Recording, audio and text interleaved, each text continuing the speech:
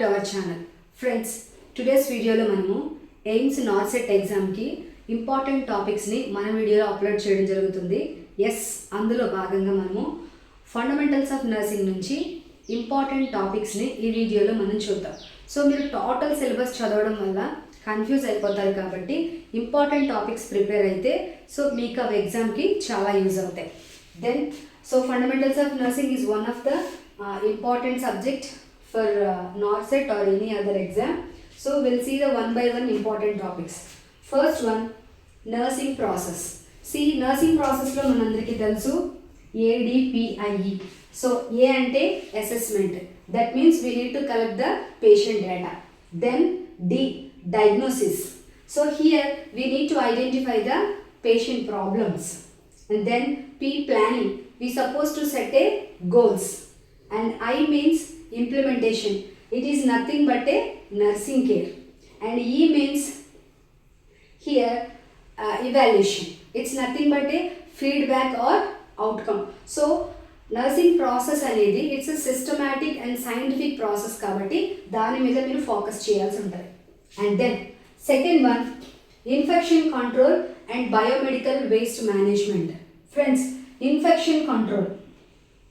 So here infection control అనగానే మన మైండ్లోకి వెంటనే వచ్చేయాలి hand washing, PPE use, so safety precautions, isolation precautions, so వీటి మీద ఫోకస్ చేయాలి. Then coming to biomedical waste management. So the most of the questions come from colour coded, like yellow bin దేనికి use చేస్తారు, red bin దేనికి use చేస్తారు. So వాటి మీద most of the questions come from color coded. And here we need to remember infection chain concept అనేది కంపల్సరీగా మీరు గుర్తుపెట్టుకోవాలి, దాని మీద ఫోకస్ చేయాల్సి ఉంటుంది. And then third important topic is vital signs and assessment.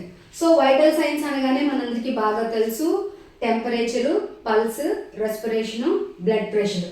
So ఇక్కడ వైటల్ సైన్స్ అనగానే most of the questions come from right. So normal values ఏంటి, okay, effects of vital signs, వీటి మీద ఫోకస్ చేయాలి. Then coming to assessment. Assessment అనగానే it's related to physical examination. So physical examination methods మనకి 4 ఉన్నాయి కదా, వాటిని గుర్తుపెట్టుకోవాలి. Like inspection, palpation, percussion and auscultation. వీటి మీద మీరు ఫోకస్ చేయాల్సి ఉంటుంది. Then next important topic is documentation and legal aspects. Friends, documentation అనగానే it should be accurate, it should be clear and it should be timely and it should be signed. So accurate, clear, timely, signed, వీటి మీద focus చేయాల్సి ఉంటుంది. So always documentation should be clear. Then coming to the legal aspects. So legal aspects, legal topics, most of the legal topics comes from ఎంపీలా గుర్తుపెట్టుకోండి. So అంటే for example legal aspects comes under any malpractice, patient rights, right, negligence, వీటి మీద focus చేయాలి. So ఆ టాపిక్స్ని మీరు ఎక్కువగా concentrate చేయాల్సి ఉంటుంది. Then next topic IV therapy and fluid electrolyte imbalance.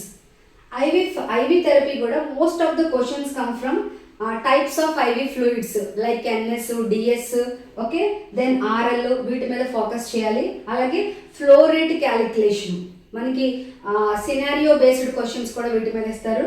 So mostly scenario based ఎక్కువ ఉంటాయి. And then complications like infiltration, phlebitis. So వీటి మీద కూడా కాన్సన్ట్రేషన్ చేయాలి ఐవి థెరపీ గురించి చదివేటప్పుడు.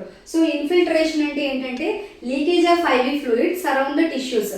మన ఐవి లైన్ పెట్టినప్పుడు మనం పెట్టిన లైన్లో కాకుండా ఆ లైన్ డిస్ప్లేస్ అవుతుంది. సో తర్వాత అక్కడ స్వెల్లింగ్ అలాంటివన్నీ వస్తూ ఉంటాయి.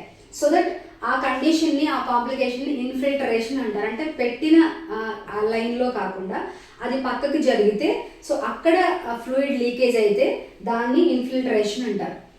Coming to ఫ్లెబైటిస్. ఫ్లెబ్ అంటే వెయిన్, ఐటిస్ అంటే ఇన్ఫ్లమేషన్. సో ఇక్కడ ఏదైతే ఐవి లైన్ ఉందో దానికి వచ్చే ఇన్ఫెక్షన్ని, ఆ కాంప్లికేషన్స్ కూడా మీరు కాన్సన్ట్రేట్ చేయాల్సి ఉంటుంది when you are preparing about IV therapy. Then coming to fluid electrolyte imbalances. Mostly imbalances అంటే మరి కండిషన్స్ వస్తాయి కాబట్టి దాని మీద ఫోకస్ చేస్తారు. So most of the questions come from hyponatremia, hyperkalemia and dehydration. See you know very well, hyponatremia అంటే low sodium levels in the blood, hyperkalemia అంటే low potassium levels in the blood and dehydration. ఇక్కడ ఒక చిన్న memory trick చెప్తాను, గుర్తుపెట్టుకోండి. Hyponatremia, so sodium levels అనగానే ఇది brain related complications, confusion ఇలాంటివి ఉంటాయి. బ్రెయిన్ అని గుర్తుపెట్టుకోండి.